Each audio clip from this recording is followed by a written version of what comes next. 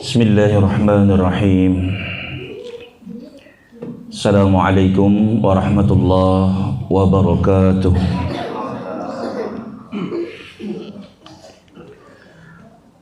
Alhamdulillahi rabbil alamin.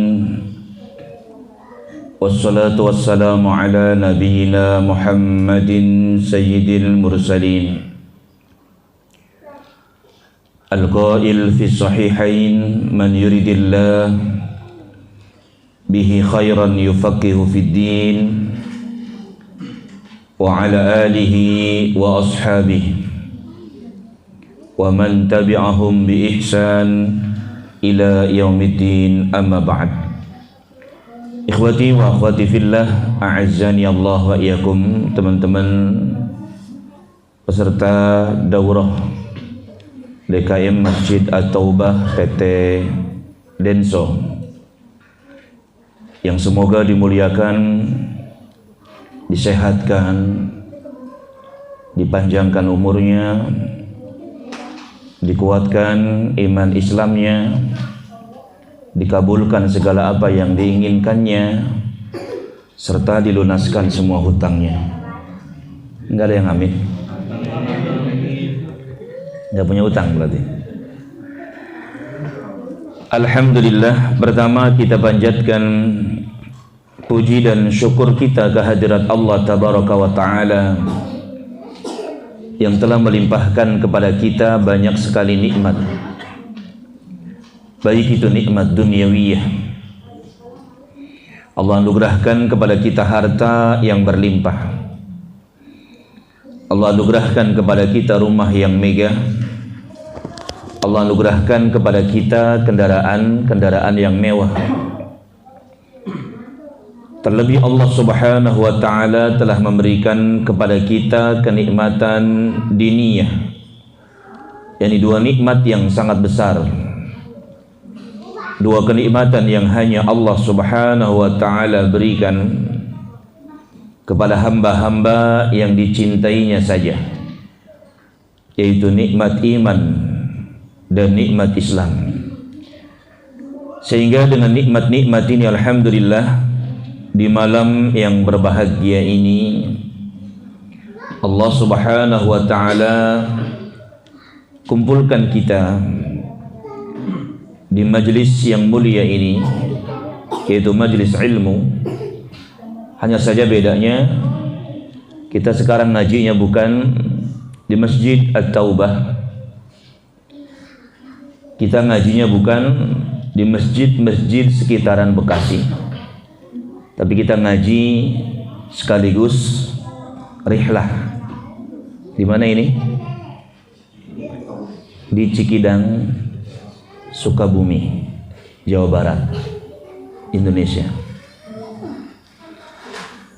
Ini merupakan nikmatun azimah, nikmat yang sangat besar yang Allah Subhanahu wa Ta'ala berikan kepada kita. Karena sekalipun kita sibuk kerja, tapi masih Allah Subhanahu wa Ta'ala berikan kepada kita kenikmatan yang sangat besar, yaitu senang duduk di majelis ilmu. Bahkan kalau kita tanya, teman-teman lebih senang mana? Dapat ilmu dengan mendapatkan uang 10 juta. Lebih senang mana?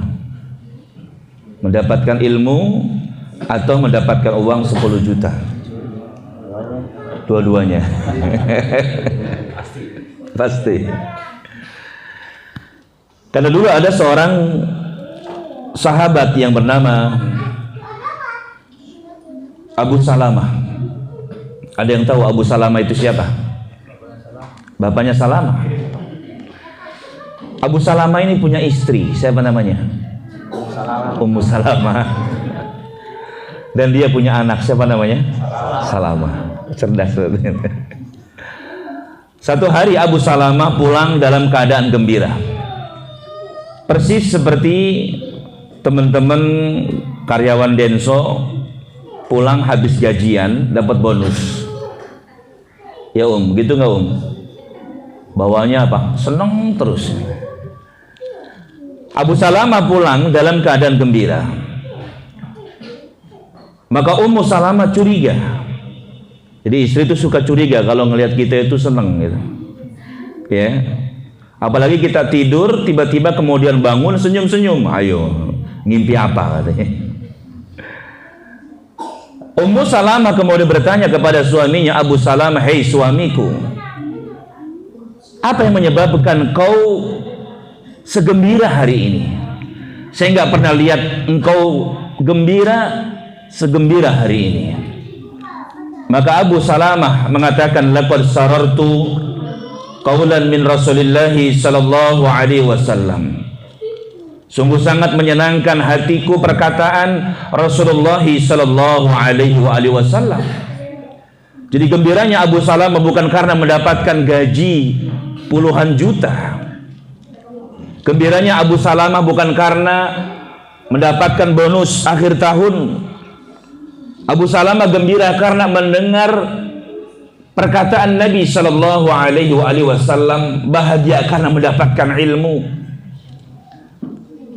Rasul mengatakan, kata Abu Salamah, tidaklah ada seorang muslim yang tertimpa musibah kemudian dia mengucapkan inna lillahi wa inna ilaihi raji'un, sesungguhnya kita ini adalah milik Allah dan sesungguhnya kita akan kembali kepada Allah tabaraka wa ta'ala. Lalu dia berdoa kepada Allah, Allahumma ajurni fi musibati wa akhlif li khairan minha. Ya Allah, berikanlah aku pahala atas musibah yang menimpaku dan berikan aku ganti dengan yang lebih baik daripadanya. Maka Allah subhanahu wa ta'ala akan berikan kepada dia pahala dan Allah akan hapuskan dosanya. Allah subhanahu wa ta'ala berikan kepadanya pahala dan Allah subhanahu wa ta'ala berikan, Allah hapuskan dosa dan juga Allah berikan ganti dengan yang lebih baik.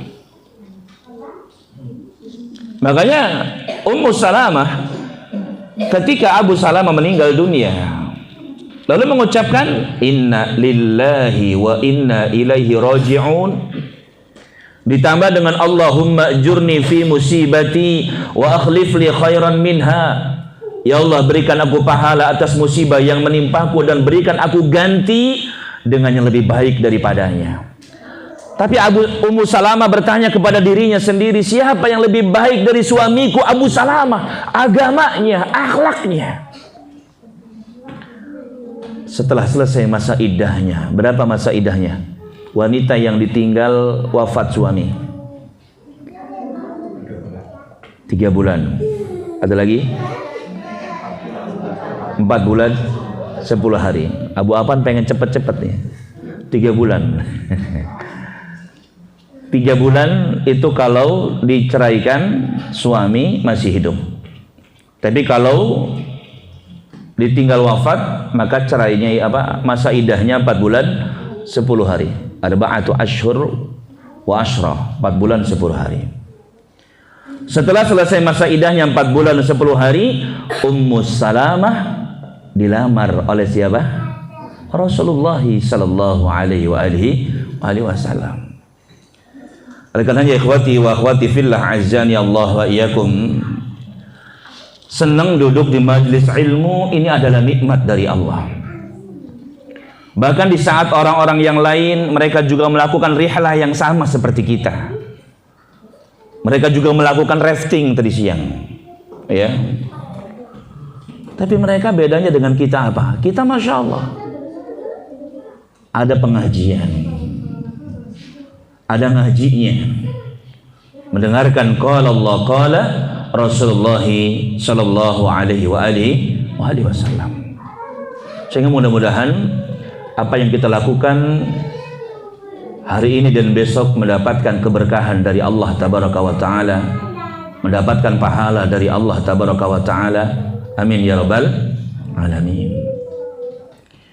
Kemudian yang kedua, tak lupa salawat dan salam semoga terlimpah kepada Rasulullah sallallahu alaihi wasallam, juga kepada keluarganya, kepada para sahabatnya, kepada para tabi'in, atba'ut tabi'in, serta kepada orang-orang yang istiqomah menempuh jalan yang ditempuh oleh Rasulullah sallallahu alaihi wasallam.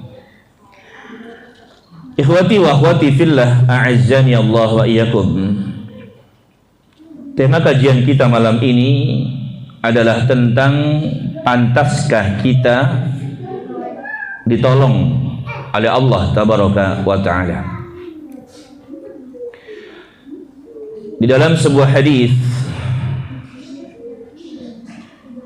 yang dikeluarkan oleh Al-Imam Abu Dawud,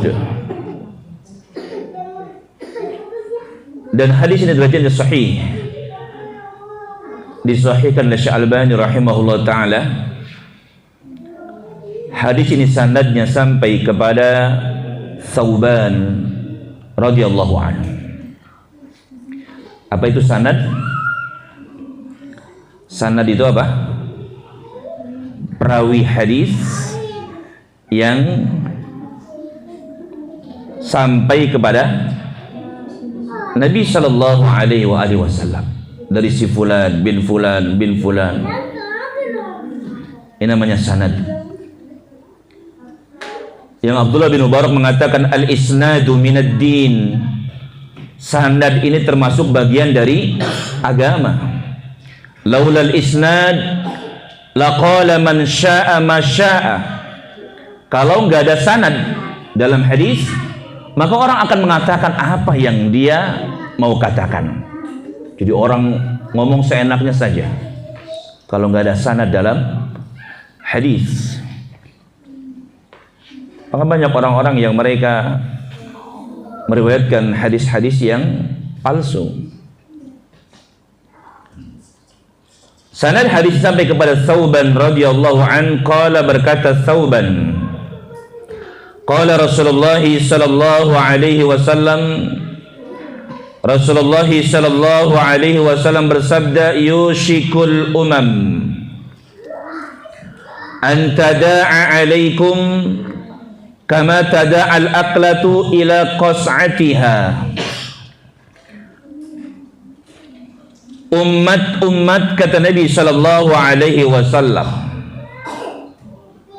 mengerumuni kalian, menyerang kalian dari berbagai macam penjuru, kama tada'al aklah ila qas'atiha, sebagaimana makanan dikerumuni dari berbagai arah.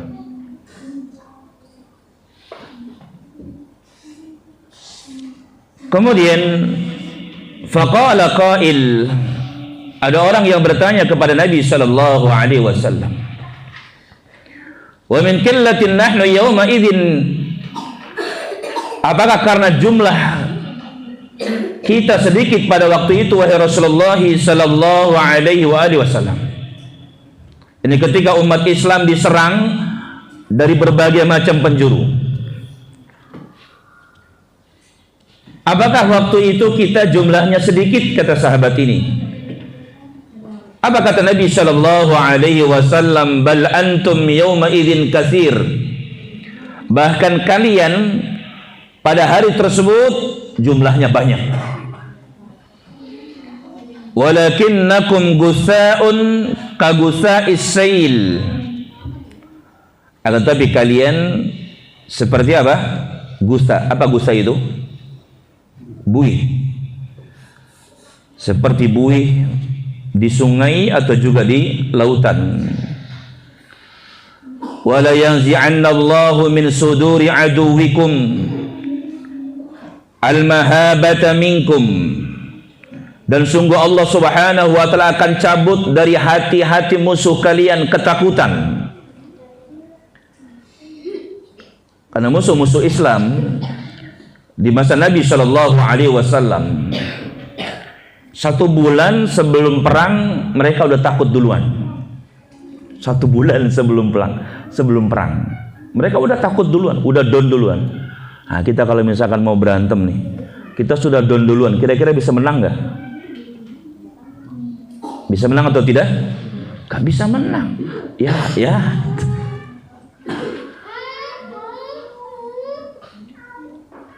Dulu orang-orang kufar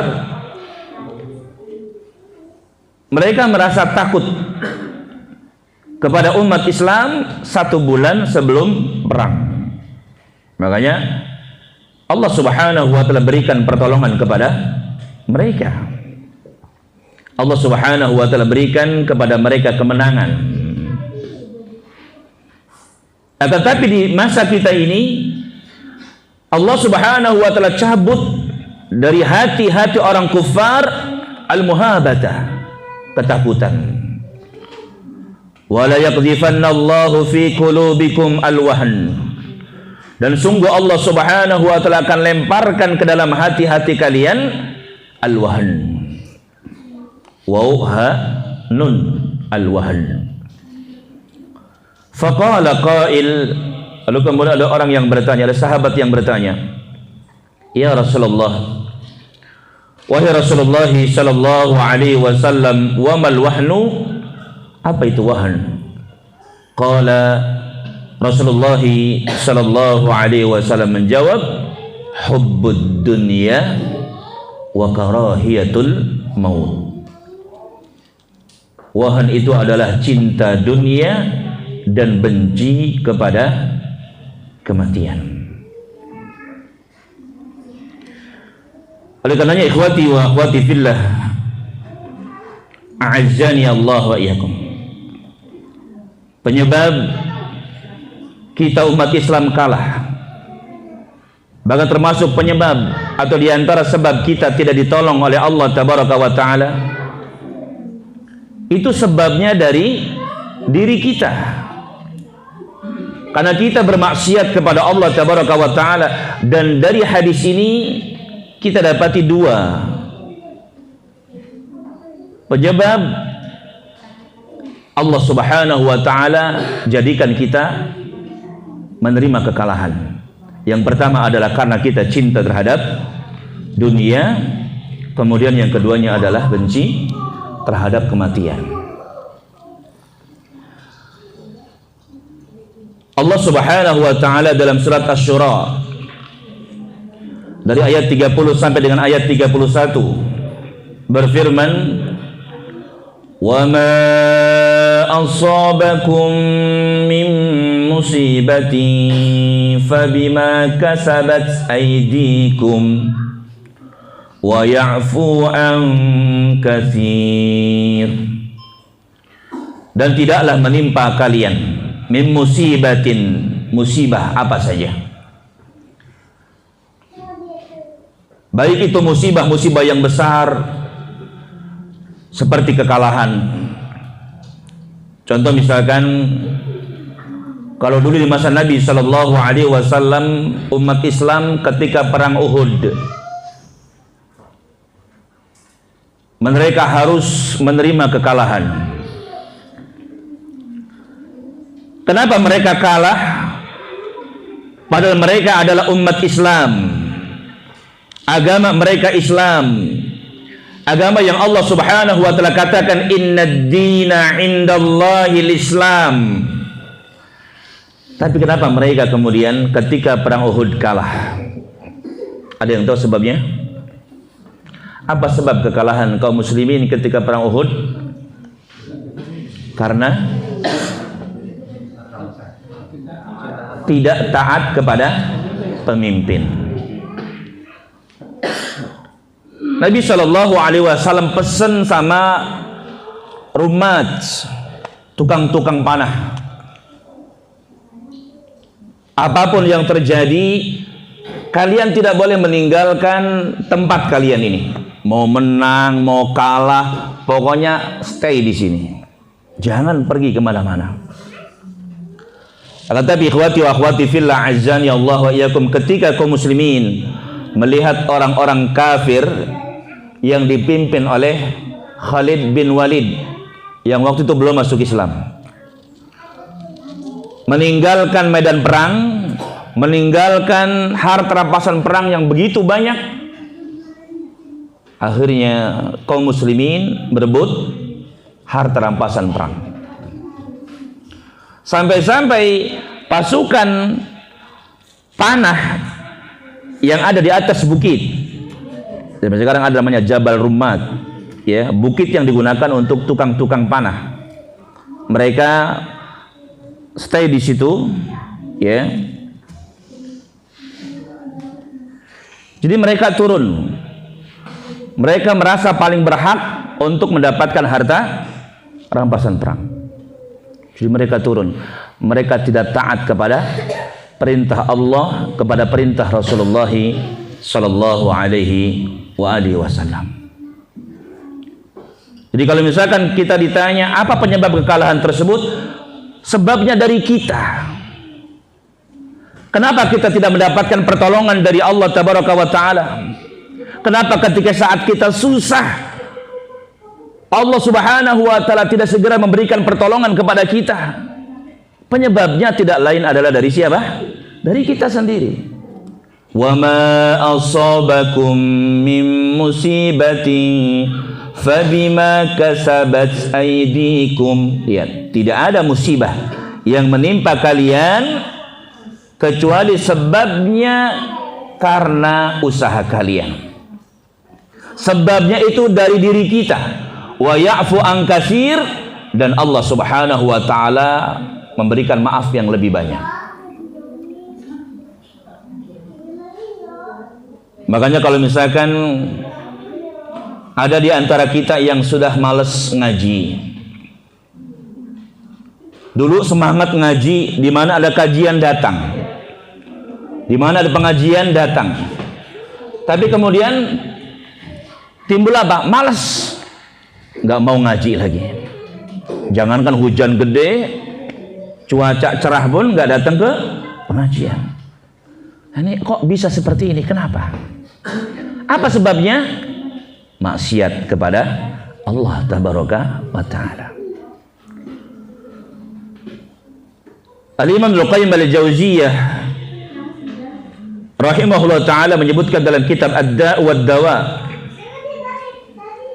yang namanya kemaksiatan itu memberikan dampak buruk yang sangat banyak, baik untuk kita, untuk orang-orang terdekat kita, istri, anak, keluarga, tetangga, bahkan termasuk lingkungan, termasuk juga negeri yang kita tinggali ini. Dampak buruknya sangat luas. Di antara dampak buruknya adalah hirmanul ilmi, terhalang dari mendapatkan ilmu. Makanya malas ngaji. Itu penyebabnya karena kita bermaksiat kepada Allah tabaraka wa ta'ala. Yang tadinya semangat ngaji, kemudian jadi malas ngaji.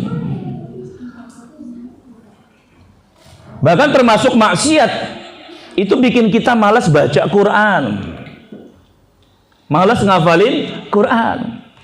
Bahkan kalau ngafal itu nggak masuk-masuk. Alif lam mim belum masuk, diulang sampai 20 kali baru masuk. Jadi susah ngafal. Nun nggak nempel. Sampai berapa kali? 20 kali baru nempel.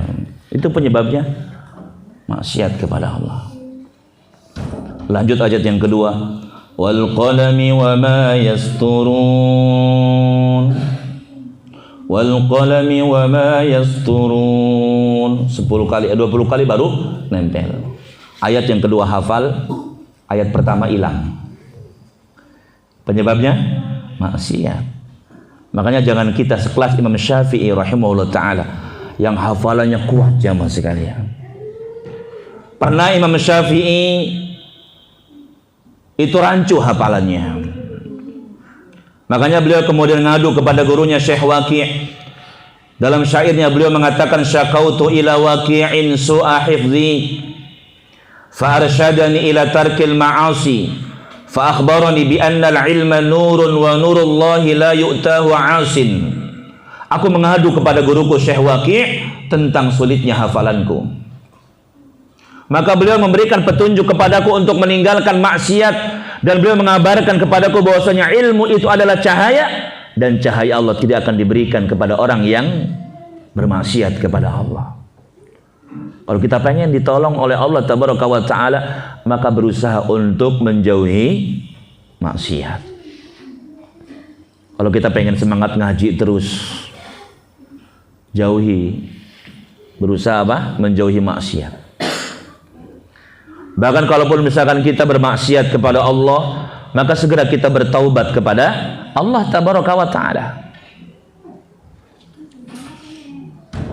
Bahkan termasuk dampak buruk yang lainnya, hirmanut ta'ah, terhalang dari melakukan ketaatan kepada Allah. Malas qiyamul lail, malas baca Quran. Bahkan mungkin ada di antara kita yang sudah mendekati Ramadan masih mau belum baca Quran. Apa sih penyebabnya? Dosa dan maksiat. Hirmanut ta'ah, kata beliau. Orang yang melakukan dosa dan maksiat terhalang dari melakukan ketaatan kepada Allah tabaraka wa ta'ala.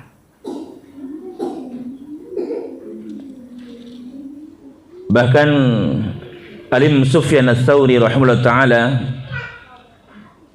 beliau pernah mengatakan, hurrimtu qiyamal lail 40 lailah bi dzambin usibuh.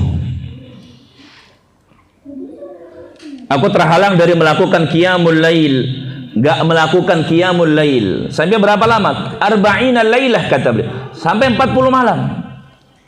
Dan beliau mengatakan, bi dzambin usibuh, disebabkan dosa yang aku lakukan. Jadi beliau tahu kalau penyebabnya ini adalah dosa. Maka ada orang yang bertanya kepada Al-Imam Sufyan Ats-Tsauri, wahai imam, wa ma huwa, dosa apa sih yang kau lakukan itu sehingga Allah Subhanahu wa ta'ala halangi engkau dari melakukan qiyamul lail sampai 40 malam? Maka beliau mengatakan, ra'aitu rajulan fil masjid, aku melihat ada orang di masjid. Ra'aitu rajulan baka fil masjid, aku melihat ada orang nangis di masjid. Fa aqulu fi nafsi, aku berkata kepada diriku sendiri, ini orang nangis bukan karena Allah. Orang nangis ini karena riya, ingin dapat pujian dari manusia. Cuma gara-gara ngomong ini jamaah sekalian, ya, gibah sama diri sendiri. Ini orang kayaknya riya nih. Kemudian lupa bertaubat kepada Allah tabaraka wa ta'ala, diazab, dihukum, nggak bisa qiyamul lail sampai 40 malam. Padahal qiyamul lail besar pahalanya di sisi Allah tabaraka wa ta'ala. Kata Abdullah bin Salam radhiyallahu an, ucapan yang pertama kali diucapkan Nabi sallallahu alaihi wasallam ketika sampai di Madinah. Nabi sallallahu alaihi wasallam berkata kepada manusia, ya ayyuhan nas, hai manusia, absyus salam, tebarkan oleh kalian salam. Wa at'imut ta'am, berikan makan. Wasilul arham, sambunglah oleh kalian tali silaturahim. Wasallu bil laili wan nasu niyam, salatlah kalian di malam hari ketika orang-orang sedang tidur. Tadkhulul jannata bisalam, kalian akan masuk ke dalam surga dengan penuh keselamatan. Qiyamul lail. Tapi ada orang-orang yang mereka terhalang dari melakukan qiyamul lail. Kenapa? Maksiat kepada Allah. Kalau kita pengen ditolong oleh Allah tabaraka wa ta'ala, istiqamah melakukan qiyamul lail, bahkan ibadah-ibadah yang lainnya, hendaknya kita berusaha menjauhkan diri dari dosa dan maksiat. Bahkan kalau kita melakukan maksiat, segera bertaubat kepada Allah. Segera kita beristighfar kepada Allah tabaraka wa ta'ala. Bahkan termasuk ada di antara kita yang tidak ditolong dalam masalah rizki. Utang banyak, kemudian yang memberikan pinjaman sudah nagih, duit enggak ada. Apa penyebabnya? Dosa dan maksiat kepada Allah tabaraka wa ta'ala. Karena Rasulullah sallallahu alaihi wasallam bersabda, innal 'abda la yuhramur rizqa bi dzambin yusibuh. Innal 'abda la yuhrimar rizqu bi dzambin yusibuh. Sesungguhnya seorang hamba, sungguh dia terhalang la yuhrima rizqa, ya. Dia terhalang dari mendapatkan rizki dengan sebab dosa yang dia lakukan. Jadi rizki terlambat datang itu penyebabnya apa? Dosa dan maksiat. Makanya untuk membukanya lagi dengan taubat dan istighfar. Jadi istighfar itu membuka pintu rizki. Seperti Allah sebutkan dalam surat Nuh ayat 10 sampai dengan ayat 12. Faqultu astaghfiru rabbakum innahu kana ghaffara yursilis samaa'a 'alaikum midrara wa yumdidkum bi amwalin wa banin wa yaj'al lakum jannatin wa yaj'al lakum anhara. Allah Subhanahu wa taala menceritakan tentang Nabi Nuh bersama kaumnya. Aku katakan, kata Nabi Nuh kepada kaumnya, istaghfiru rabbakum, beristighfarlah kalian kepada Rabb kalian, mohon ampun kalian kepada Allah. Innahu kana ghaffara, sesungguhnya dia maha penerima ampunan. Yursilis samaa'a 'alaikum midrara, Allah akan turunkan kepada kalian hujan yang deras dari langit. Jadi hujan Allah turunkan gara apa? Gara-gara apa? Banyak beristighfar kepada Allah. Wa yumdidkum bi amwali wa banin, Allah anugerahkan kepada kalian harta benda, wa banin, dan juga anak keturunan. Dengan sebab istighfar. Man lazimal istighfar, kata Nabi, siapa yang melazimkan istighfar, ja'alallahu lahu min kulli hammin faraja wa min kulli dhaikin makhraja wa razaqahu min haitsu la yahtasib. Orang yang terus-menerus beristighfar kepada Allah, Allah keluarkan dari kegundahan, kegalauan, keresahan hati, Allah keluarkan dari kesulitan, dan Allah berikan kepadanya rizki dari jalan yang tidak disangka-sangka, ya. Jadi untuk buka lagi dengan istighfar, mohon ampun kepada Allah. Bahkan ada kisah tentang seorang ulama, ada yang menyebutkan beliau adalah Imam Ahmad rahimahullah. Satu hari Imam Ahmad ini ingin pergi ke satu tempat, padahal nggak ada tujuan di tempat itu. Pokoknya tiba-tiba ingin pergi ke tempat itu. Sesampainya di tempat tersebut, kemudian Imam Ahmad rahimahullah ta'ala sholat di masjid. Selesai sholat, kemudian Imam Ahmad tidur-tiduran di masjid. Kemudian sama merbot masjid diusir.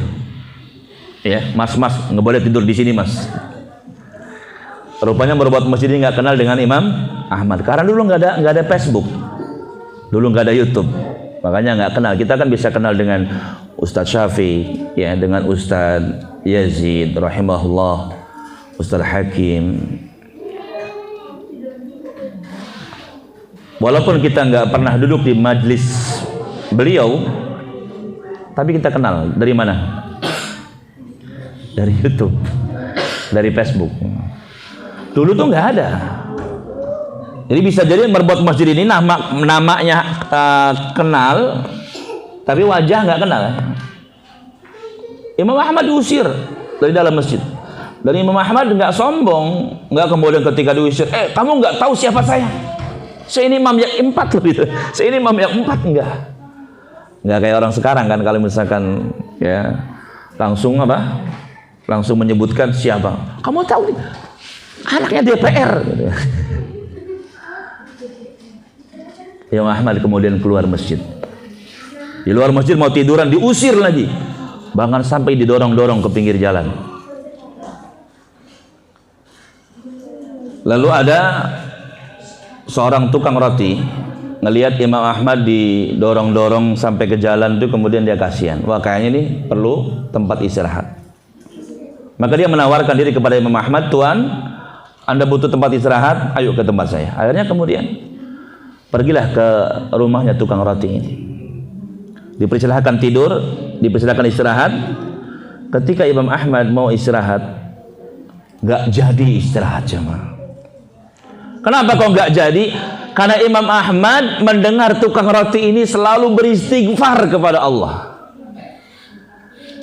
Ketika bikin roti, nuangin air, astagfirullah, astagfirullah. Ini persis banget kayak karyawan PT Denso ini. Istighfar terus. Ya, naik motor, apalagi yang tinggalnya dekat perumahan tempat Anda tinggal kan. Ya, lewat rel kereta macet kan gitu. Ya, sebelah ngeliat akhwat pakai baju ketat, diliatin nggak? Kok diem? Ya, kalau Pak Wahyu kan berarti mentoknya di Kompas. Ya, astagfirullah, astagfirullah. Atau ibu-ibu juga sama ya Bu ya. Lagi masak sambil apa? Nyuci beras. Astagfirullah, astagfirullah. Berasnya jatuh, astagfirullahaladzim. Selalu beristighfar. Maka Imam Ahmad kemudian penasaran. Imam Ahmad pengen tahu buah dari istighfarnya itu apa. Imam Ahmad sudah tahu tentang keutamaan beristighfar jamaah sekalian. Imam Ahmad datangi tukang roti ini, ya fulan, sudah berapa lama Anda beristighfar seperti ini? Maka tukang roti mengatakan, sudah puluhan tahun saya melakukan ini. Sudah bertahun-tahun saya beristighfar seperti ini. Imam Ahmad nanya lagi, lalu apa buah dari istighfarmu ini? Imam Ahmad pengen tahu antara teori dengan praktek dengan kenyataan. Ya. Lalu Imam Ahmad sudah tahu keutamaan istighfar, tapi ingin tahu ya dengan kenyataan. Maka tukang roti mengatakan, wahai Tuhan, nggak ada satu doa pun yang saya panjatkan kepada Allah. Nggak ada permohonan saya kepada Allah Tabaraka wa Ta'ala satu pun kecuali semuanya dikabulkan oleh Allah. Buah dari istighfar semuanya dikabulkan oleh Allah Tabaraka wa Ta'ala, kecuali satu permintaan saya yang belum dikabulkan sama Allah. Dari sekian banyak permohonan cuma satu yang belum dikabulkan jamaah sekalian. Kalau kita berapa permintaan kita? Berapa banyak permohonan kita yang belum dikabul sama Allah? Ya. Ana itu selalu berdoa kepada Allah, Allahumma inna nas'aluka Fortuner ya Allah. Ya Allah, sesungguhnya saya minta kepadamu Fortuner. Ya, dulu turun Agia. Dia mengatakan hanya satu doa yang belum dikabul oleh Allah. Maka Imam Ahmad nanya lagi, kalau boleh tahu doa apa yang belum dikabulkan sama Allah itu? Tukang roti mengatakan, saya pengen banget ketemu sama Imam Ahmad. Karena dia nggak tahu ini Imam Ahmad. Ya, saya pengen ketemu dengan Imam Ahmad. Sampai sekarang saya belum ketemu dengan Imam Ahmad. Itu belum dikabulkan oleh Allah. Maka Imam Ahmad dalam hatinya mengatakan, gara-gara tukang roti ini saya dorong-dorong sama robot masjid ini. Rupanya Allah ingin pertemukan Imam Ahmad dengan tukang roti ini untuk mengabulkan doanya. Ya, dengan sebab istighfar kepada Allah Tabaraka wa Ta'ala. Walaupun kita pengen ditolong oleh Allah Tabaraka wa Ta'ala, terlebih dalam masalah rizki, ya, bertaubat kepada Allah, banyak beristighfar kepada Allah Tabaraka wa Ta'ala, memohon ampun kepada Allah. Allah bukakan untuk kita pintu-pintu rizki. Ya, termasuk ibu-ibu. Ya, kalau misalkan apa, suaminya telat ngasih uang belanja, ya udah tanggal 3, udah tanggal 5 belum, biasanya ngasih uang belanja tanggal berapa?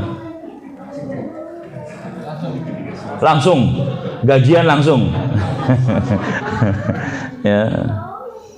Jadi kalau misalkan telat ngasih uang belanja, biasa tanggal 5 udah ngasih belum, banyakin istighfar ya, astagfirullah, astagfirullah. Apalagi pas suaminya masuk, kencengin aja istighfarnya, astagfirullah, astagfirullah. Kalau suaminya udah paham pasti, ya udah ngaji pasti paham. Ya. Ini ikhwati wa akhwati fillah, a'azzani Allah wa iyyakum. Nah, kalau di dalam hadis yang tadi kita baca, penyebab dosanya itu adalah karena kita cinta dunia dan benci kepada kematian. Penyebabnya adalah karena kita cinta dunia dan benci kepada kematian. Pertanyaannya, emang kita nggak boleh cinta dunia? Boleh atau tidak? Boleh nggak kita cinta dunia?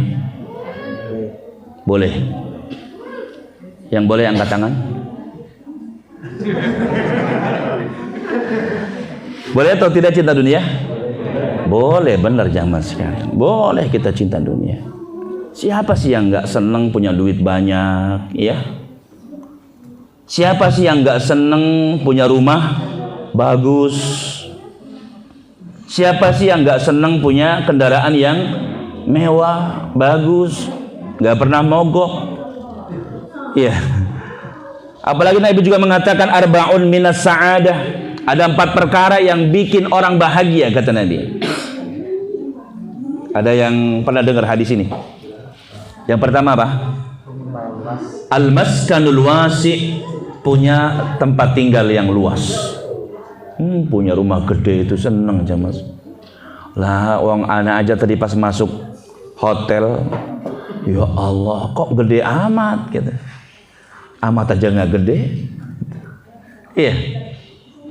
Karena tadi kasurnya ada 2. Iya. Mungkin karena 4 orang kali ya. Karena biasanya anak tuh kalau misalkan kepepet ya, harus nyewa hotel. Dulu tuh biasanya kalau kajiannya itu ya kalau pulang capek lah gitu. Ya. Misalkan kayak kajian dulu itu pernah di Bekasi Utara. Kemudian ada kajian itikaf. Berarti sekitar jam 2. Terus subuhnya ada kajian subuh. Nah itu nggak pulang. Berarti harus nyewa hotel. Jadi ngajak keluarga. Ya kita ambil yang tengah-tengah misalnya. Karena dulu pernah tuh di tarawehnya di misalkan kayak Pondok Ungu, kemudian qiyamul lailnya di Pekayon, lalu kemudian subuhnya itu di mana ya? Bekasi Utara juga kalau nggak salah. Itu kan mau nggak mau harus ya nggak pulang. Kalau pulang, waduh capek banget. Tapi walaupun anak nyewa hotel, paling hotelnya yang terjangkau. Ya, yang berapa sih yang paling murah? 200 ya. 300, 200, 300. Ya, tapi kadang juga sekali-kali kadang pernah juga. Ya, pengennya agak mahalan gitu. Iya, biar ada ada kolam renangnya gitu. Pernah. Cuma sekali-kalinya kayaknya. Karena mahal banget. Al-maskanul wasi', punya tempat tinggal yang luas. Itu bikin kita bahagia aja. Bahkan ada juga kadang diundang ngisi kajiannya di rumah karena nggak boleh di masjid. Itu masya Allah rumahnya gede aja mas. Ya, rumahnya luas.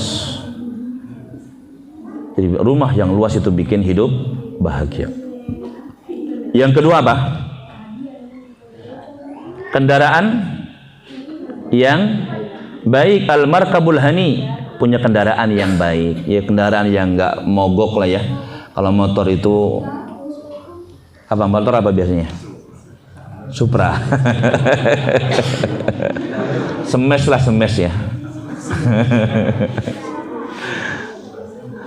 Pokoknya kendaraan yang nggak pernah mogok itu masya Allah bikin seneng ya. Yang ketiga lupa. Al-mar'atus solihah, punya istri yang solihah, itu bikin bahagia. Istri yang solihah itu seperti apa?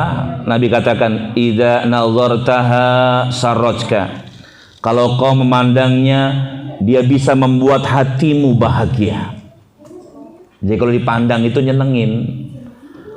Makanya kalau kita pengen ngecek istri kita soleha atau enggak soleha, liatin. Kalau nyenengin soleha. Idza nadharta hasaratka, ketika kau memandang dia mampu membuat hatimu bahagia. Wa idza amartaha ta'atka, ketika kau perintahkan dia taat kepadamu. Dan ketika kau tinggalkan dia menjaga dirinya dan harta suaminya. Jadi istri yang solehah bikin hidup kita bahagia. Yang keempat, al-jarus salih, punya tetangga yang saleh, punya tetangga yang baik, tetangga yang perhatian. Ketika ngelihat ada tulisan di depan rumah tetangganya, rumah ini dijual, maka langsung dia datangi tetangganya. Assalamualaikum. Waalaikumsalam. Pak, ini mau dijual rumahnya? Iya Pak. Loh emang kenapa? Saya di PHK Pak. Terus kita juga sudah berusaha ya jualan, tapi nggak laku-laku Pak. Oh, emang jualan apa? Nasi uduk sih. Jam berapa jualannya? Jam 1-an. Iya. Jam 1 jualan. Ya udah, antum mau jual berapa rumahnya? Ya pasaran di sini sih 300 Pak, 350 juta lah. Boleh nak tawar? Silahkan Pak, yang penting pokoknya saya mau laku aja. Saya mau pulang kampung lah. Ya, terserah Bapak mau ditawar berapa. Pokoknya dari saya 350 juta. Ya sudah Pak. Saya tawar 400 juta, mau Pak? Waduh, apa tuh? Ya. Udah ngas tuh kode itu. Ya, saya jam 9 ya. Ya. 400 juta gimana? Ya udah. Ya. Saya transfer. Mana nomornya? Transfer terang. Ya, sudah? Masuk Pak? Oh, sudah, Masya Allah. Ini Pak sertifikatnya. Ambil. Udah ya Pak ya? Sah? Udah sah. Pak, Bapak nggak usah pindah ya. Loh, saya di sini nggak punya rumah Pak. Ini rumah yang saya beli. Sekarang saya hadiahkan kepada Bapak. Hadiah buat Bapak. Bapak nggak usah pindah. Seneng nggak punya tetangga kayak gini? Hah? Pertanyaannya, ada nggak tetangga kayak gitu di zaman sekarang ya? Yang ada tetangga susah itu bikin nambah susah. Berapa Pak dijual? 300 juta, 150. Orang sekarang tuh kayak gitu jamaah. Ini orang lagi susah. Ya. Ini kalau misalkan ada tetangga kayak gini, titip teman-teman. Kalau belum mati jangan dikubur dulu. Al-jarus soleh bikin hidup kita bahagia. Jadi kalau 4 ini ada dalam seseorang, hidupnya bahagia. Sebaliknya, arba'un minas syaqawa, ada 4 perkara yang bikin orang sengsara. Al-maskanud dayyiq, kebalikannya berarti punya tempat tinggal yang sempit. Iya, RSSSSS. Rumah sangat sempit, selonjoran sangat susah sekali. Kemudian yang kedua, al-mar'atus su, punya istri yang buruk. Udah jelek, sering ngadat. Kayak mobil ya. Sering ngambek. Dikit-dikit apa? Pulangkan aku ke rumah orang tuaku. Dia lupa orang tuanya udah meninggal dunia. Ya, kalau cantik sering ngambek kan kita susah yang lepasnya ya. Ini afwan, udah jelek suka ngambek, almar'atus su. Ya. Tetangga beli kulkas, ngeluh, "Mas, itu tetangga beli kulkas 5 pintu, Mas."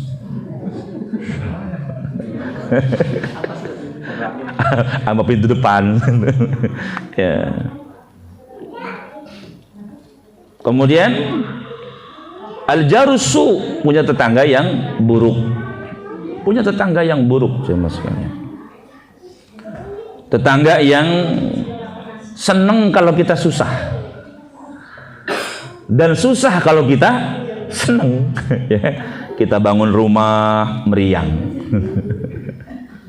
Besoknya kita beli mobil stroke gitu. Ya, ada kan tetangga yang kayak gini. Bahkan ada yang tetangganya beli motor banting piring dia, prang. Iya, nggak lama lagi tetangganya beli mobil, banting kulkas, gabruk. Besoknya tetangganya bangun rumah, banting suaminya. Ya kan ada itu kayak gitu. Al-jarussu. Kemudian termasuk al-markabussu, punya kendaraan yang jelek, bikin hidup kita nggak bahagia. Ya, punya motor tua, baru jalan dari rumah sampai gerbang rantainya copot. Benerin, mana udah jam 7 kan. Coba gimana nggak sengsara jamaah sekalian? Dibenerin rantainya, jalan lagi banyak copot gitu. Ini pengalaman pribadi soalnya dulu. Masya Allah ya. Jadi mertua punya mobil tua. Karena ayah mertua sudah meninggal dunia, rahimahullahu taala. Ibu mertua mungkin daripada nggak ada yang rawat, udah bawa aja ke Cibitung. Wah, seneng banget baru punya mobil carry yang lampunya kotak gitu. Ya. Seneng banget baru punya mobil. Udah bisa, udah belajar ini kan, bawa mobil, udah langsung isi bensin di Selang. Ya, Kampung Selang. Teman-teman yang dekat situ hafal ya. Pulang dari beli bensin di Pila Mutiara, digas, nggak jalan-jalan. Aduh, nggak ngerti mesin kan? Telepon temen yang, apanya? Belum. Gasnya, tali gasnya putus. Akhirnya suruh beli dulu, udah beli, benerin, udah oke. Kemudian biasa, baru punya mobil kan pengen ngasih lihat sama saudara di kampung, di Sukatani. Anda dari Sukatani gitu. Jadi bawa mobil ke sana. Qadarullah, kakak ipar lagi sakit, udah kita bawa ke rumah sakit, bawa ke Sukatani. Ya, berobat. Nah, kemudian karena disuruh pulang, ya udah kita bawa lagi. Sampai Rawa Panjang, daerah Sukatani juga, digas nggak jalan-jalan, dalam hati, masa iya tali gasnya putus lagi? Nggak taunya pas nengok ke belakang, gardanya lepas. Yang bawah yang panjang gitu kan. Masya Allah jamaah sekalian. Akhirnya apa pulang ya, ngojek ya, mobil dibawa ke bengkel, udah selesai baru. Pas pulang ke Kuningan lagi ya, ke tempat istri di Cipali, mana ngambil, anak tuh orangnya nggak tahu diri ya, kadang mobilnya nggak larinya nggak kenceng, tapi ngambilnya kanan. Jadi pas ngambil kanan, Masya Allah ya, ada kendala lagi tuh ya, nggak lancar ininya, gasnya itu det gitu kan. Wah, apanya lagi nih ya, akhirnya minggir sampai kemudian nggak bisa jalan, di daerah keluar. Udah pokoknya sampai rumah, bilang sampai pemertua, udah mah angkat tangan. Al-markabussu ya. Jadi siapa sih yang nggak senang harta, ikhwati wa akhwati fillah ya, semua kita. Bahkan Allah Subhanahu wa taala sebutkan dalam surat Ali Imran ayat 14, Zuyyina lin-nasi hubbus syahawati minan nisa wal banin. Dijadikan indah untuk manusia kecintaan terhadap syahwat, keinginan-keinginan berupa wanita-wanita, anak-anak, wal qanatiril muqantarati minadz zahabi wal fiddah, harta yang bertumpuk berupa emas dan perak. Ya, ibu-ibu kan senang emas ya, cincin, gelang. Bahkan kita suka lihat kadang ada ibu-ibu kalau kondangan pakai kerudungnya dimasukin baju, kalungnya dikeluarin. Pernah lihat ya? Gede banget tuh, kayak rantai kapal gitu. Wal khailil musawwamah, kuda tunggangan. Kalau sekarang ya motor, mobil. Ya siapa yang nggak senang kalau punya motor yang bagus, ya. Wal an'am, binatang ternak, wal hars, ladang. Dzalika mataul hayatid dunya, kata Allah. Itu semuanya adalah kesenangan kehidupan dunia. Wallahu indahu husnul ma'ab, dan Allah di sisinya sebaik-baik tempat kembali. Itu artinya apa? Boleh cinta dunia. Yang nggak boleh apa? Yang dilarang itu adalah ketika berlebih-lebihan dalam mencintai dunia. Jadi kalau sekedar cinta boleh, seneng dengan rumah yang bagus, seneng dengan mobil yang bagus, seneng dengan motor yang bagus, silahkan. Karena yang tidak dibolehkan itu adalah ketika kita mencintai dunia secara berlebih-lebihan. Dalam surat Al-Fajr ayat 20 Allah Subhanahu wa taala berfirman, "Wa tuhibbunal mala hubba jamma." Dan kalian cinta, kata Allah tabaraka wa taala, al-mal. Apa al-mal itu? Harta. Jadi harta itu dalam bahasa Arabnya mal. Mal itu sebetulnya mala yamulu ya. Itu artinya apa? Condong. Mala itu condong. Artinya semua orang itu condong sama harta. Siapa sih yang nggak condong terhadap harta? Makanya yang dilarang itu apa? Yang dilarang itu adalah cinta kepada harta berlebih-lebihan. Ada yang tahu ciri orang yang berlebih-lebihan dalam mencintai harta? Apa cirinya? Orang yang mencintai harta berlebih-lebihan, cirinya apa? Di antaranya, pertama, apa? Pelit. Nah itu ya. Jadi ciri orang yang mencintai harta berlebih-lebihan itu cirinya pelit. Apa itu pelit? Medit. Apa itu medit? Koret. Apa itu koret? Meregehese. Ya. Orang yang mencintai harta berlebih-lebihan, dia akan pelit dengan hartanya. Makanya Nabi SAW mengatakan, innamad dunya li arba'atin nafar. Dunia itu milik 4 golongan. Yang pertama, ada orang yang Allah berikan kepadanya ilmu, Allah berikan kepadanya harta. Rajulun a'tahu Allahu malan wa ilman. Ada orang yang Allah anugerahkan kepadanya harta, Allah berikan kepadanya ilmu. Sehingga dengan ilmunya dia infakkan hartanya di jalan Allah. Karena dia tahu bahwasanya harta ini akan ditanya oleh Allah nanti di yaumil qiyamah.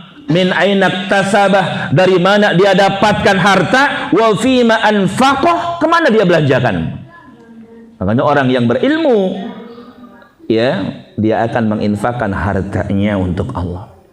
Dia cinta sama hartanya, tapi karena cintanya kepada Allah lebih dari segala-galanya, bahkan melebihi cintanya kepada hartanya, maka dia infakkan hartanya untuk yang lebih dia cintai, yaitu Allah tabaraka wa ta'ala.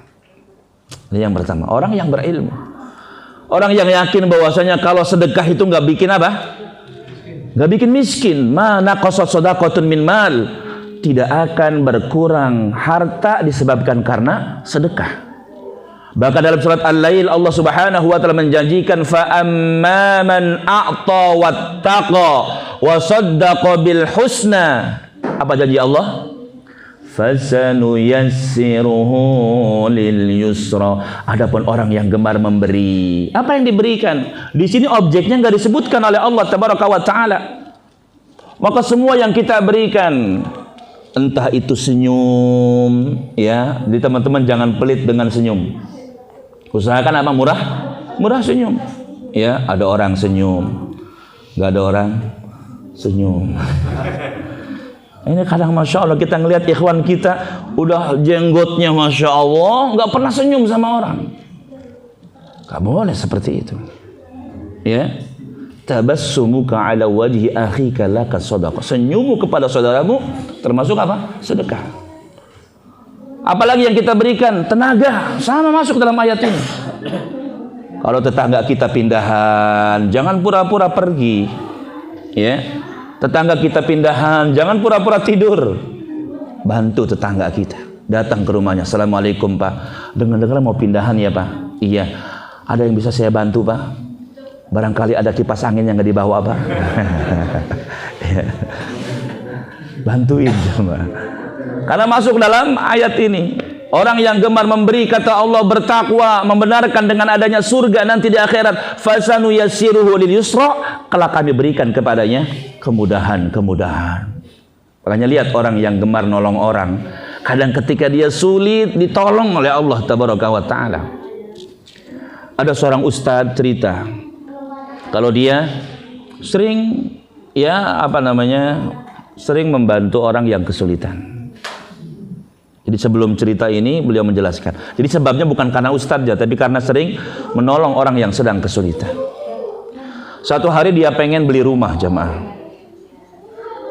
Keluar sama istrinya dari pagi nyari rumah, nggak ada yang cocok.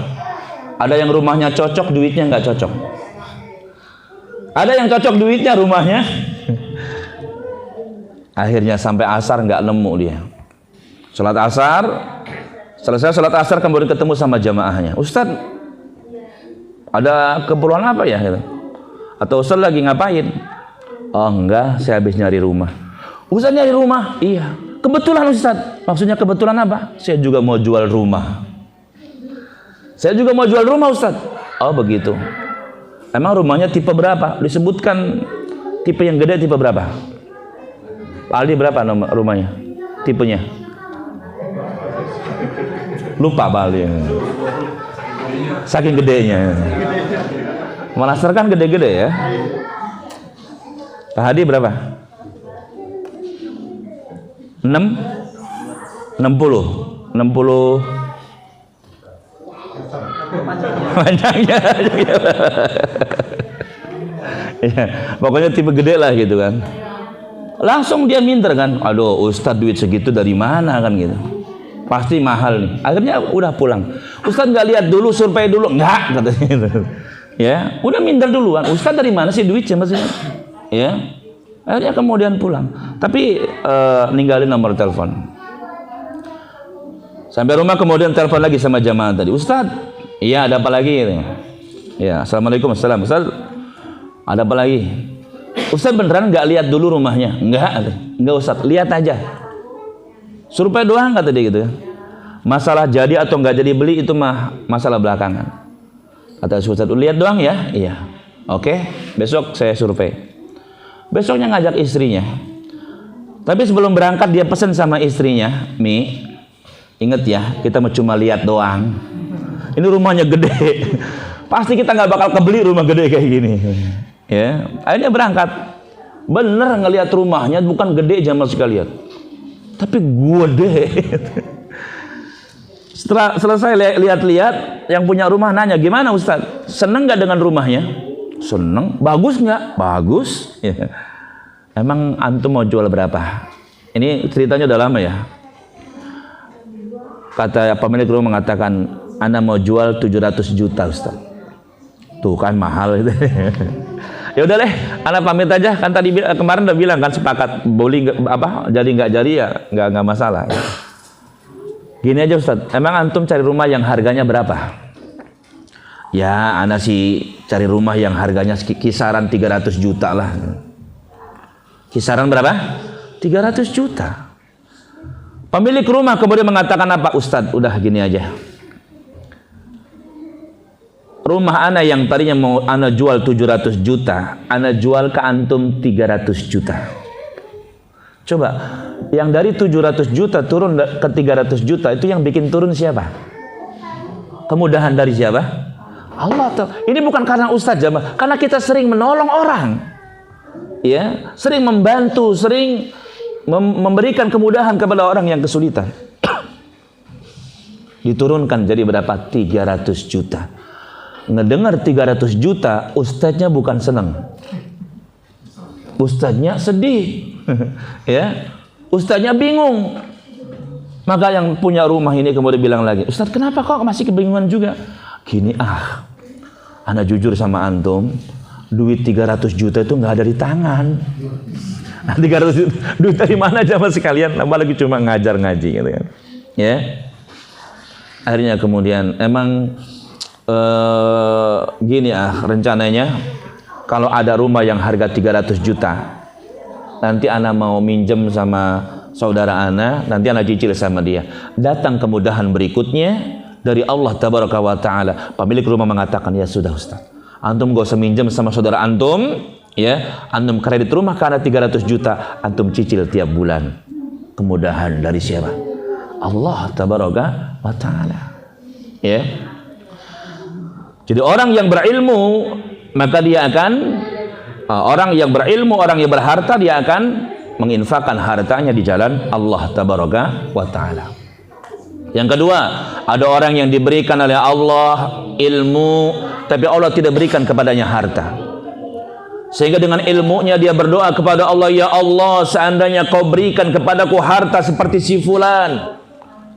Ya, kayak kita juga boleh berdoa misalnya, ya Allah, seandainya kau berikan kepadaku harta seperti Sultan Bojongkoneng, ya Allah. Saya juga akan berangkatin umroh nih jamaah yang sekarang ikut daurah, ya Allah.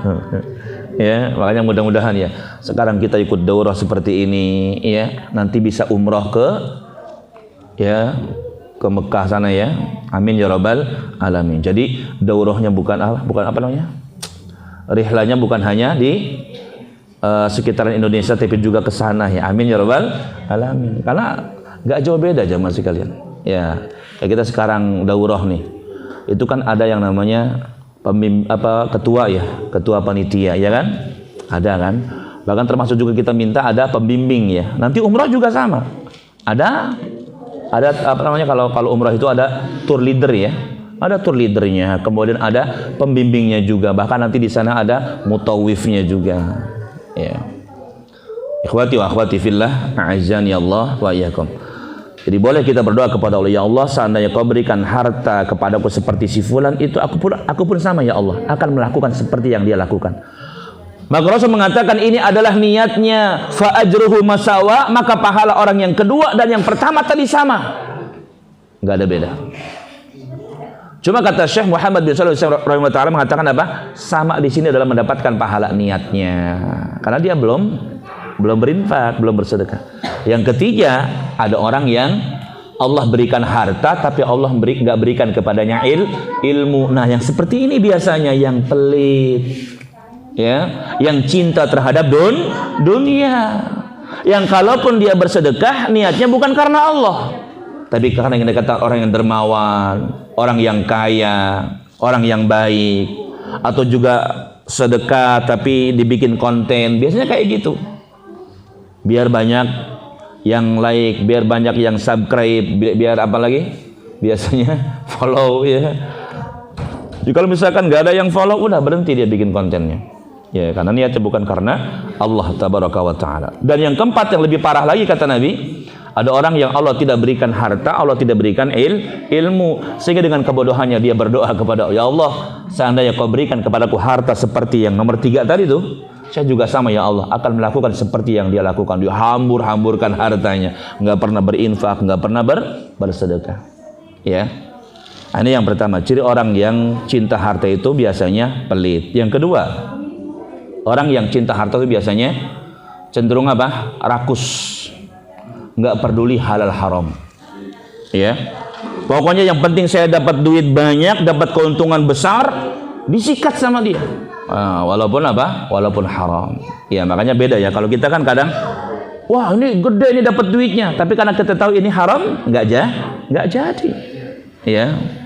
Ini ikhwati wa akhwati fillah, azani Allah wa iyyakum. Jadi cinta kepada dunia boleh, yang nggak boleh itu kalau kita berlebih-lebihan dalam mencintai dunia. Kemudian yang kedua disebutkan dalam hadis tadi adalah benci terhadap kematian. Padahal kematian itu adalah sesuatu yang pasti. Bahkan dalam ayat Al-Quran banyak disebutkan oleh Allah, kullu nafsin dha'iqatul maut, setiap jiwa pasti merasakan yang namanya kematian. Ya, kenapa kita harus benci mati? Ya, yang namanya kematian itu sesuatu yang pasti. Kapan, di mana, dengan cara apa, itu sudah ditetapkan oleh Allah tabaraka wa ta'ala. Bahkan Nabi SAW memerintahkan kepada kita untuk banyak mengingat kematian. Aksiru dzikra hadhimil ladzat, perbanyak oleh kalian mengingat akan penghancur kelezatan, yakni kematian. Dan terakhir, Al-Imam Al-Qurtubi menyebutkan dalam kitab At-Tadhkirah keutamaan mengingat kematian. Man aksara dzikral maut, siapa yang banyak ingat mati, ukrima bisalasati asya, akan dimuliakan dengan 3 perkara.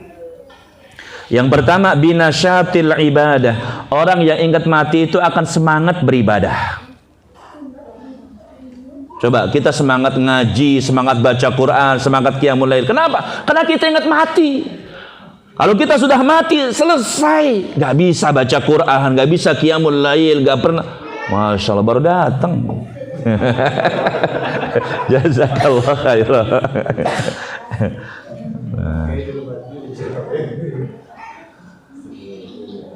Ana juga lupa jadinya. Binasyatil ibadah, semangat beribadah. Jadi bikin semangat ibadah. Kalau kita ingat mati. Yang kedua apa? Bita'jilit taubah, menyegerakan diri bertaubat kepada Allah. Kita yakin bahwasanya Allah itu Maha Penerima taubat. Pagi melakukan maksiat, sore baru taubat kepada Allah, tetap diterima oleh Allah tabaraka wa taala. Tapi orang yang ingat mati, dia akan menyegerakan diri bertaubat kepada Allah. Kenapa? Karena dia yakin yang namanya kematian terkadang datang tiba-tiba. Ya, kayak kita misalkan di sini, ya. Bisa jadi mungkin jamaah yang duluan meninggalnya, ustadznya yang belakangan. Atau juga sebaliknya, ustadznya yang belakangan, jamaah yang duluan. Tapi kan ada yang kadang Masya Allah lagi ngaji dia meninggal dunia, mau khutbah meninggal dunia, atau lagi ngisi pengajian meninggal dunia.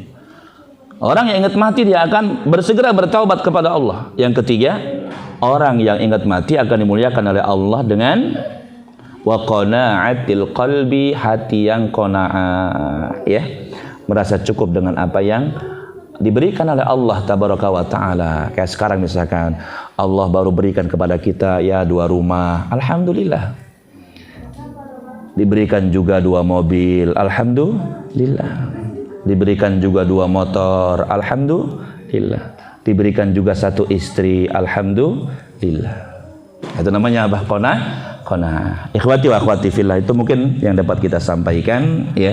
Intinya kalau misalkan kita ingin mendapatkan pertolongan dari Allah tabaraka wa taala, ya, maka hendaknya kita, kalau tadi disebutkan meninggalkan kemaksiatan kepada Allah, di antaranya adalah cinta dunia berlebih-lebihan. Ya, meninggalkan itu termasuk juga meninggalkan benci kepada kematian. Bahkan termasuk memperdalam agama, ya. Kalau kita pengen dapat pertolongan dari Allah, di antaranya adalah memperdalam agama, menjaga agamanya Allah tabaraka wa taala. Karena Allah Subhanahu wa taala dalam surat Muhammad ayat yang ke-7 mengatakan in tansurullah yansurkum. Jika kalian menolong Allah, maka Allah akan tolong kalian. Kemudian dengan menjaga sholat 5 waktu, ya, secara berjamaah bagi laki-laki. Kalau yang ibu-ibunya dengan sholat di awal waktu, karena amalan yang paling utama kata Nabi SAW dalam hadis riwayat Bukhari adalah sholat pada waktunya. Lalu kemudian yang tadi yang dalam pembahasan kita, taubat dan istighfar.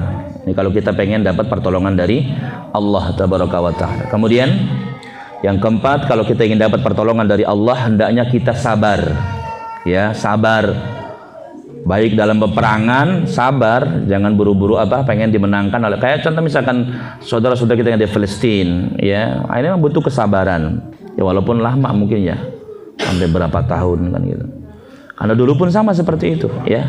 Ketika Nabi SAW dan para sahabat awal-awal Islam itu kan ditindas, ya, bahkan keluarganya Ammar, ya, ayahnya Yasir dibunuh, kemudian juga ibunya Sumayyah, ya, itu juga dibunuh. Sabar, nggak bisa ngapa-ngapain, sabar pokoknya, ya.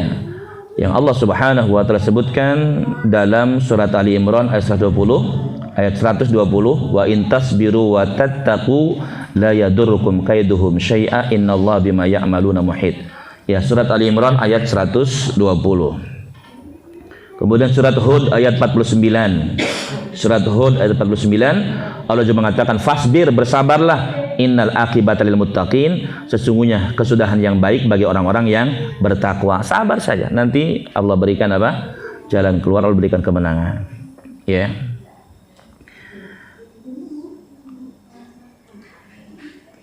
Kemudian termasuk apa? Ya, banyak, ya, tawakal, ya, meningkatkan ketakwaan kepada Allah tabaraka wa taala. Wallahu a'lam. Nah, ikhwati wa akhwati fillah, sebelum kita akhiri, kalau ada pertanyaan silakan.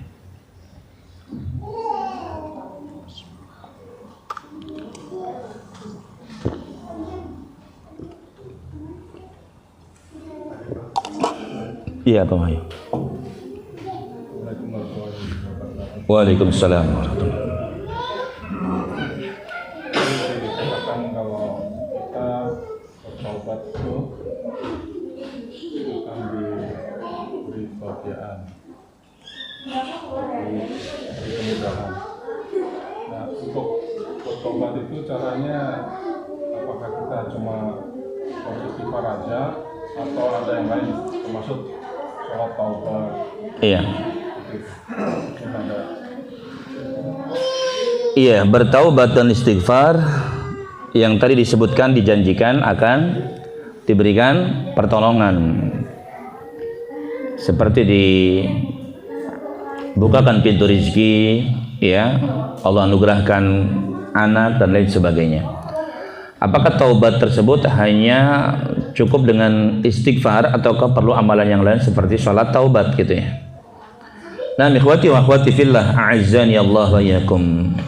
Taubat diambil dari kata taba yatubu taubah, taubatun. Artinya adalah roja'a, kembali. Jadi orang yang bertaubat itu dia kembali kepada Allah. Yang dulunya pernah ninggalin sholat, jadi orang yang jadi rajin sholat.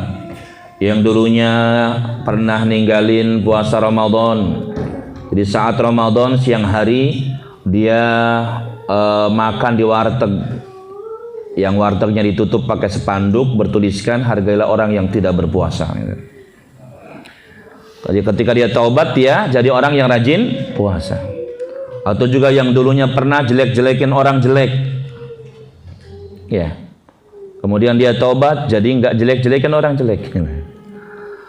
Nah, kemudian untuk taubat ini ada syarat-syarat, betul, ya. Adapun untuk sholat tadi boleh saja, sholat sunnah taubat itu ya, boleh dikerjakan 2 rakaat. Kemudian untuk syarat-syaratnya, kalau dosa itu ada kaitannya kita dengan Allah saja, nggak ada kaitan dengan manusia, nggak ada kaitan dengan hak orang lain, maka 3 syaratnya. Bahkan kalau kata Syekh Muhammad bin Shalih Al-Utsaimin dalam kitab Syarah Riyadhus Shalihin menyebutkan 5. Kalau yang 5, yang pertama ikhlas, taubatnya karena Allah. Yang keduanya taubat di waktu pintu taubat masih dibuka. Ya, karena nanti pintu taubat ditutup. Kapan? Ketika matahari terbit dari barat, itu udah nggak diterima taubat. Ketika nafas sudah di kerongkongan, itu taubat nggak diterima. Kemudian yang ketiganya menyesal. Bukti menyesal itu ada perasaan sakit ketika kita mengingat saat melakukan maksiat. Contoh misalkan, ada nggak di antara kita yang dulu pernah pacaran sebelum nikah? Ada. Mana orangnya? Banyak ya. Itu kalau misalkan kita ingat masa dulu, ya Allah, nyesel gitu ya. Ada perasaan sakit dalam hati kita, itu namanya nyesel. Tapi kalau misalkan kita bayangin dulu saat berdua-dua dengan si dia, ya, duduk di atas batu yang berwarna biru, ya, di bawah pohon jambu. Kita ingat itu, kita bahagia malah gitu. Nggak ada penyesalan, nggak ada sakit. Itu berarti belum menyesal. Karena nyesel itu ada perasaan sakit ketika mengingat kejadian itu. An-nadam, nyesel. Kemudian at-tarku, meninggalkan. Kemudian yang ketiganya bertekad, berjanji kuat dalam hati tidak akan mengulangi di kemudian hari. Jadi kalau syarat-syarat itu terpenuhi, diterima taubatnya. Adapun kalau ada hak orang lain, dulu misalkan pernah ketika sekolah STM ya, makan bakwan 5 ngaku cuma 2. Ada nggak di sini kayak gitu? Mana orangnya? Ya. Ada mungkin yang pernah nyolong sendal kan gitu ya. Pulang Jumatan bawa sendal yang bagus. Ditanya sama ibunya, itu kenapa kamu bawa sendal? Tadi kayaknya sendalnya jelek. Tadi Ustadz bilang ambil yang baik-baik, buang yang buruk-buruk, katanya. Sendal dia jelek, dibuang. Salah paham. Rupanya dia khutbah Jumat tidur. Ya. Kalau ada kaitan dengan dosa, dengan hak orang lain, ini ada syarat yang ke-6. kembalikan hak orang lain yang dia ambil. Aduh Ustaz, ini kan kejadiannya dulu ketika SMA, ketika SMK ya. Kayak tadi makan bakwan 5. Itu kan dulu ya. Ya walaupun dulu tetap kita harus apa? Ini kembalikan hak orang lain. Ya. Kalau perlu datang ke sekolahan kita, ya cari ibu kantinnya. Udah ibu kantinnya udah nggak ada, yang ada anaknya, nggak apa-apa, bayar sama anaknya. Udah apa namanya? Orang apa? Ibu kantinnya udah nggak ketahuan di mana, anak-anaknya nggak ada.